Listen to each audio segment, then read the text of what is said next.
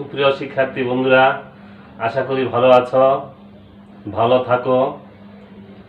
আজ আমার ঘরে আমার স্কুল পাঠ কার্যক্রমে তোমাদের জানাই আন্তরিক প্রীতি ও শুভেচ্ছা। আজ বাংলা ব্যাকরণ নির্মিত অংশ থেকে অষ্টম শ্রেণী পাঠ শিরোনাম মৌলিক ধাতু চতুর্থ পরিচ্ছেদ। তোমাদের আজ ব্যাকরণ অংশ থেকে মৌলিক ধাতু সম্পর্কে পাঠদান করছি। তোমরা একটু মনোযোগ সহকারে শুনো। শিক্ষার্থী বন্ধুরা, আমরা পাঠের বিষয় লিখে দিচ্ছি মৌলিক ধাতু।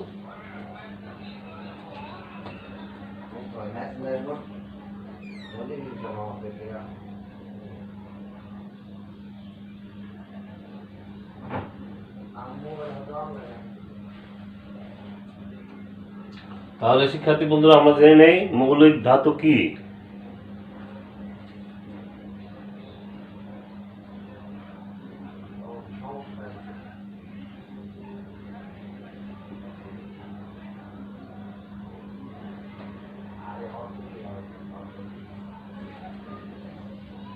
যে সব ধাতুকে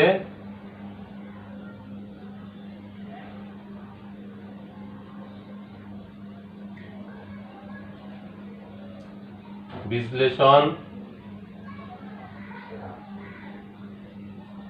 করা যায় না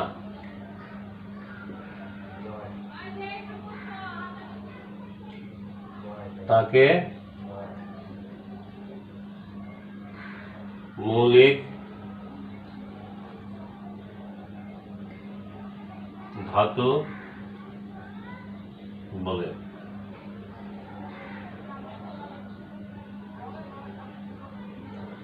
এগুলোকে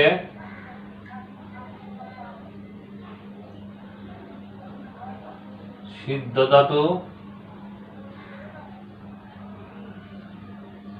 বা স্বয়ং সিদ্ধ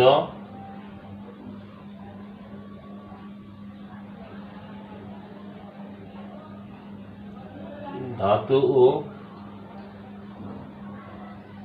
বলা হয়ে থাকে।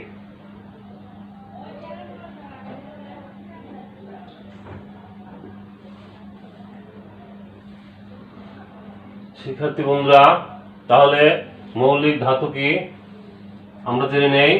যে সব ধাতুকে বিশ্লেষণ করা যায় না তাকে মৌলিক ধাতু বলে। এগুলোকে সিদ্ধ ধাতু বা স্বয়ং সিদ্ধ ধাতু বলা হয়ে থাকে। তাহলে শিক্ষার্থী বন্ধুরা, যে সব ধাতুকে বিশ্লেষণ করা যায় না বা ভাঙা যায় না তাকে বলা হয় মৌলিক ধাতু। এগুলোকে সিদ্ধ বা স্বয়ং সিদ্ধ ধাতু বলা হয়ে থাকে। যেমন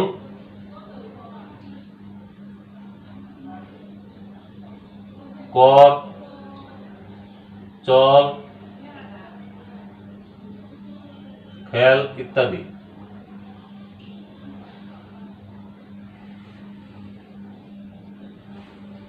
শিক্ষার্থী বন্ধুরা, এই মৌলিক ধাতুকে তিনটি ভাগে ভাগ করা যায়। বাংলা ভাষায় মৌলিক ধাতু তিন প্রকার।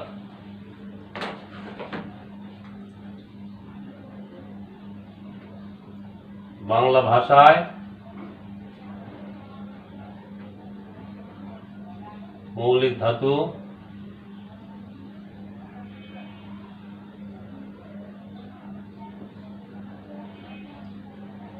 তিন প্রকার,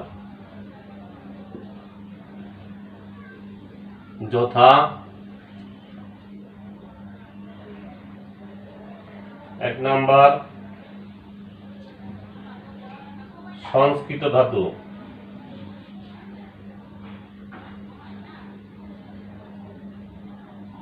দু নাম্বার বাংলা ধাতু, তিন নাম্বার বিদেশাগত ধাতু। তাহলে 1 নম্বর হলো সংস্কৃত ধাতু, 2 নম্বর বাংলা ধাতু, 3 নম্বর বিদেশাগত ধাতু বা বিদেশি ধাতু।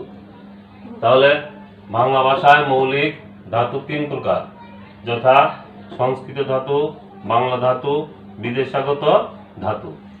তাহলে আমরা মৌলিক ধাতু কাকে বলে আবার একটু জেনে নেই। যেসব ধাতুকে বিশ্লেষণ করা যায় না বা ভাঙা যায় না তাকে মৌলিক ধাতু বলে। এগুলোকে সিদ্ধ ধাতু বা স্বয়ং সিদ্ধ ধাতু বলা হয়ে থাকে, যেমন কট, চল, খেল ইত্যাদি। বাংলা ভাষায় মৌলিক ধাতু হলো 3 প্রকার, যথা সংস্কৃত ধাতু, বাংলা ধাতু, বিদেশাগত ধাতু।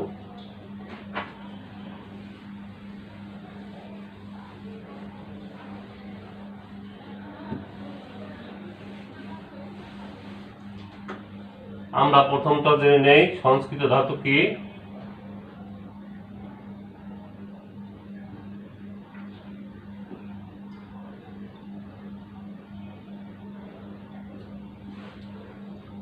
তৎসম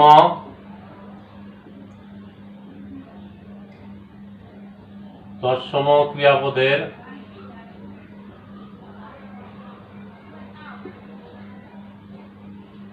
ধাতুকে সংস্কৃত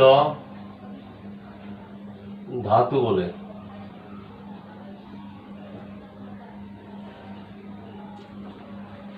সংস্কৃত ধাতু কি? তৎসম ক্রিয়াপদের ধাতুকে সংস্কৃত ধাতু বলা হয়। তৎসম ক্রিয়াপদের ধাতুকে সংস্কৃত ধাতু বলা হয়। যেমন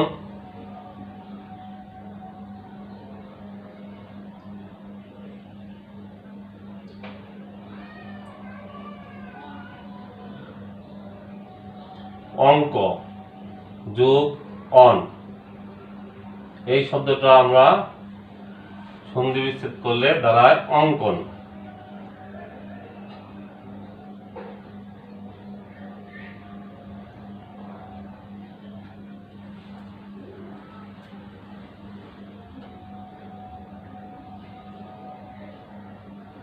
ছেলেটি চিত্রাঙ্কনে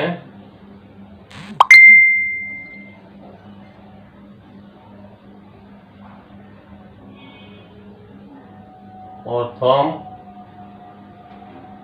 হয়েছে।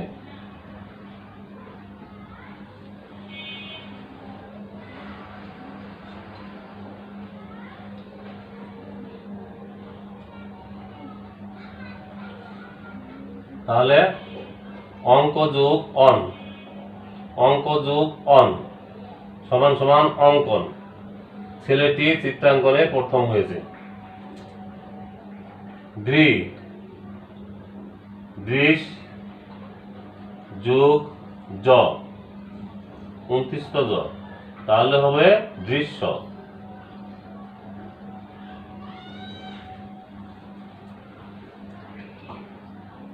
দুর্ঘটনা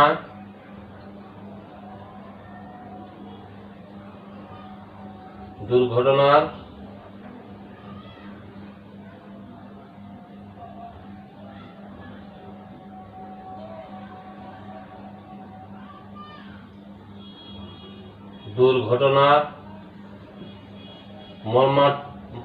মর্মান্তিক দৃশ্য বর্ণনা করা যায় না।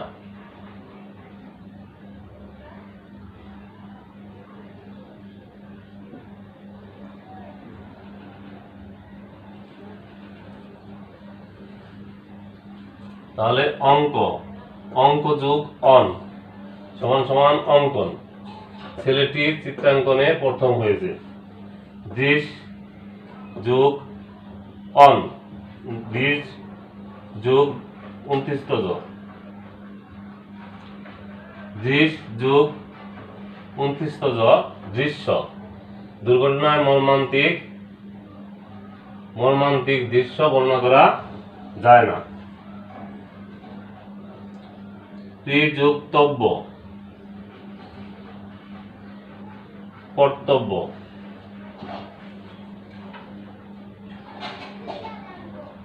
ছেলেদের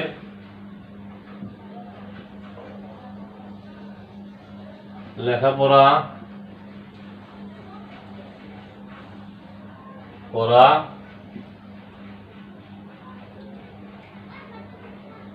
একান্ত কর্তব্য।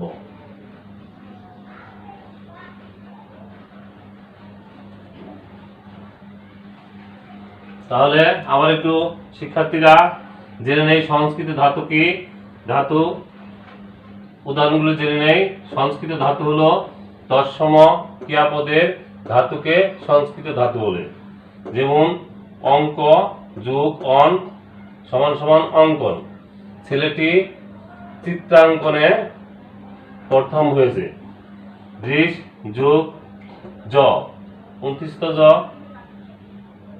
সমান সমান দৃশ্য। দুর্ঘটনার মর্মান্তিক দৃশ্য বর্ণনা করা যায় না। প্রযুক্তব্য, কর্তব্য। ছেলেদের লেখাপড়া করা একান্ত কর্তব্য। তাহলে শিক্ষার্থী বন্ধুরা, তোমরা অবশ্যই সংস্কৃত ধাতু সম্পর্কে জানতে পারলে, সংস্কৃত ধাতু কাকে বলে এবং উদাহরণগুলো দেখতে পারলে।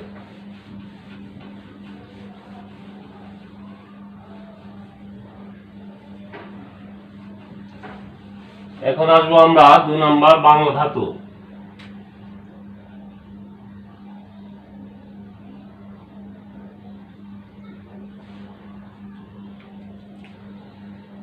যেসব ধাতু সোজাসুজি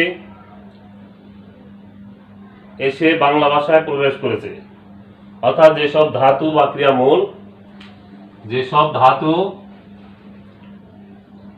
সব ধাতু বা ক্রিয়ামূল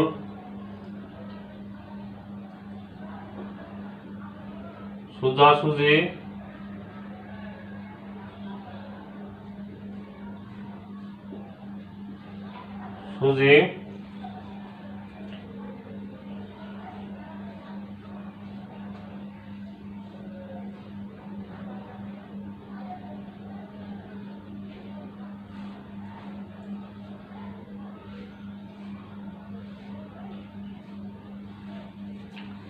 তাহলে যেসব ধাতু বা ক্রিয়ামূল সংস্কৃত থেকে সোজাসুজি বাংলায় আসেনি তাকে বাংলা ধাতু বলে। অথবা এটা বলা যায় যে যেসব ধাতু সংস্কৃত থেকে প্রকৃতির মাধ্যমে পরিবর্তিত হয়ে বাংলা ভাষায় এসেছে তাকে বাংলা ধাতু বলা হয়। অথবা অন্যভাবে বলা যায় যেসব ধাতু বা ক্রিয়ামূল সোজাসুজি বাংলায় আসেনি তাকে বাংলা ধাতু বলা হয়। যেমন আক, আক যোগ আ, আকা।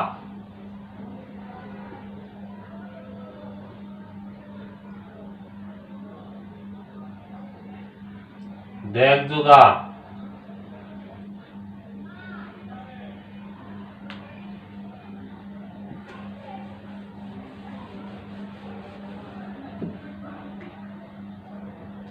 দেখ যোগ আ, দেখা।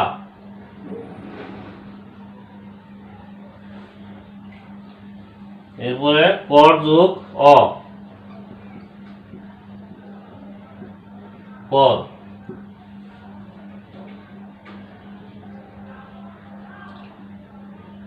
হাত যোগ ই,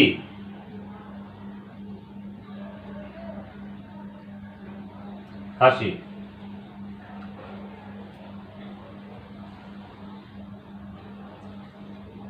কি আঁকা কি,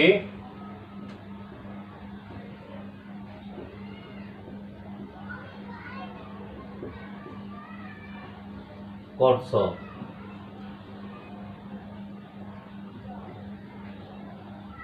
তোমার দেখা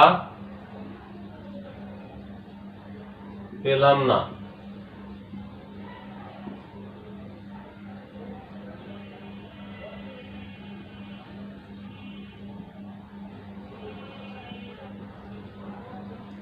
তুমি কি করো?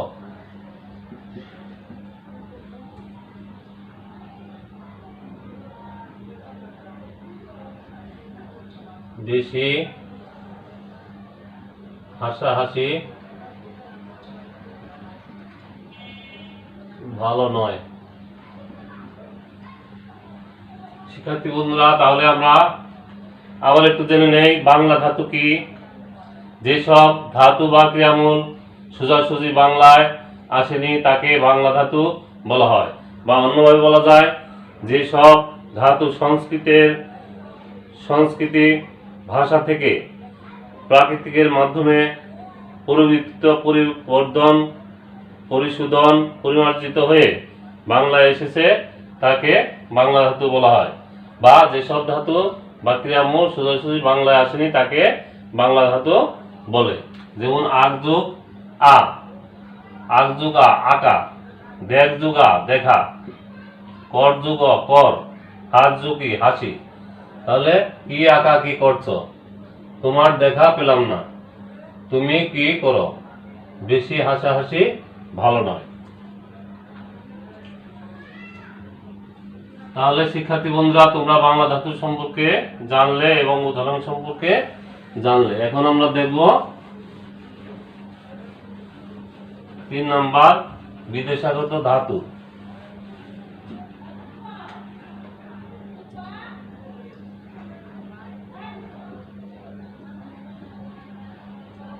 বিদেশাগত ধাতু বা বিদেশি ধাতু।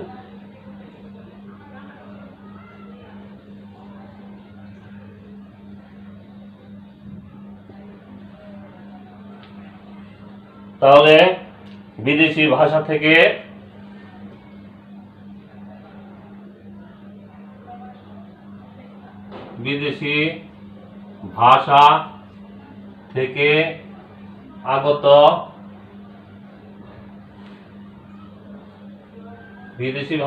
আগত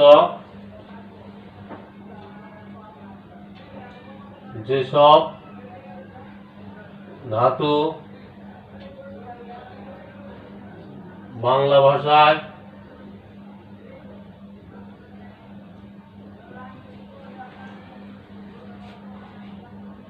ব্যবহৃত হয়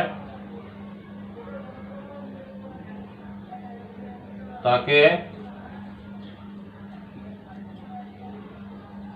বিদেশাগত ধাতু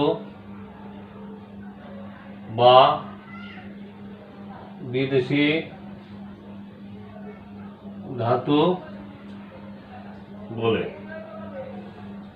বিদেশাগত ধাতু বা বিদেশি ধাতু, বিদেশি ভাষা থেকে আগত যে সব ধাতু বাংলা ভাষায় ব্যবহৃত হয় তাকে বিদেশাগত ধাতু বা বিদেশি ধাতু বলে। যেমন খাট যোগ বে, যেমন খাট যোগ বে, খাটবে। টান যোগ আ, টান যোগ আ, টানা। জম যোগ আট,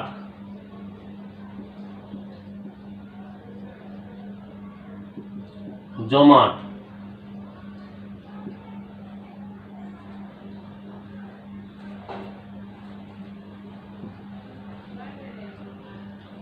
যতই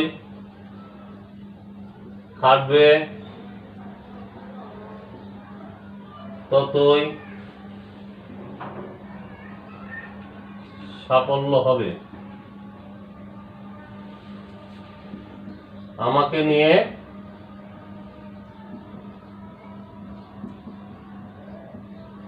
টানা টানি করো না। আমি যাব না।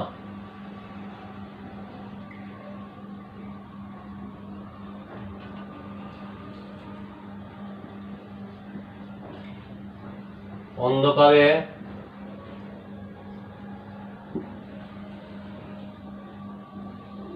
বেশ জমাট বেঁধেছে।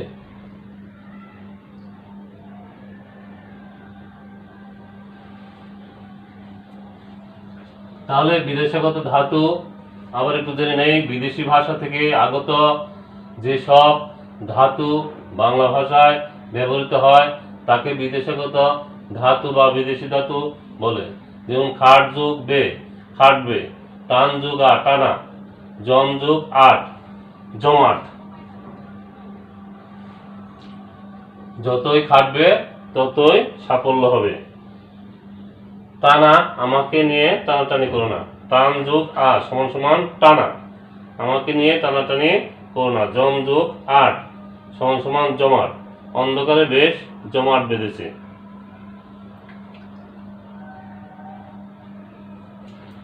শিক্ষার্থী বন্ধুরা, তাহলে আমরা মৌলিক ধাতু কি জানতে পারলাম, মৌলিক ধাতু কত প্রকার সেটা জানতে পারলাম। বাংলা ধাতু কি, বিদেশাগত ধাতু কি এবং সংস্কৃত ধাতু কি এটা আমরা জানতে পারলাম।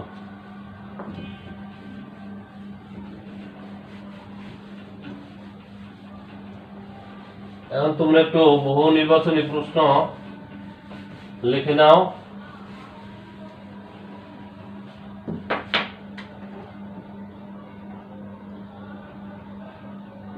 মৌলিক ধাতু কত প্রকার?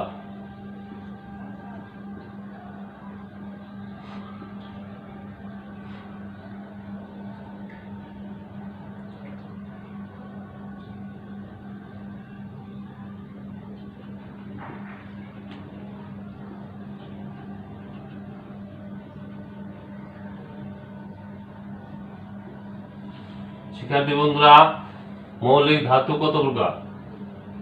ক নম্বর 3 প্রকার, খ 4 প্রকার, গ 5 প্রকার, ঘ 6 প্রকার। শিক্ষার্থী বন্ধুরা, তোমরা অবশ্যই বলবে মৌলিক ধাতু 3 প্রকার।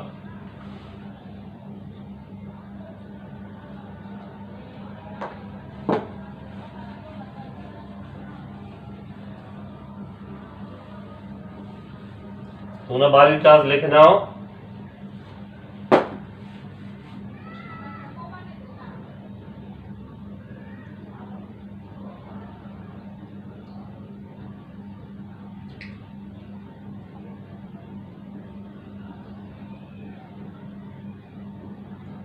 মৌলিক ধাতু কাকে বলে? উহা কত প্রকার? ও কি কি?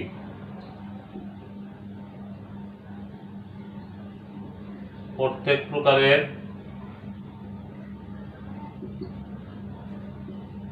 একটি করে উদাহরণ দাও। শিক্ষার্থী বন্ধুরা, বাড়ির কাজ লিখে নাও। মৌলিক ধাতু কাকে বলে, উহা কত প্রকার ও কি কি? প্রত্যেক প্রকারের একটি করে উদাহরণ দাও। শিক্ষার্থী বন্ধুরা, আমার সঙ্গে থাকার জন্য তোমাদেরকে ধন্যবাদ।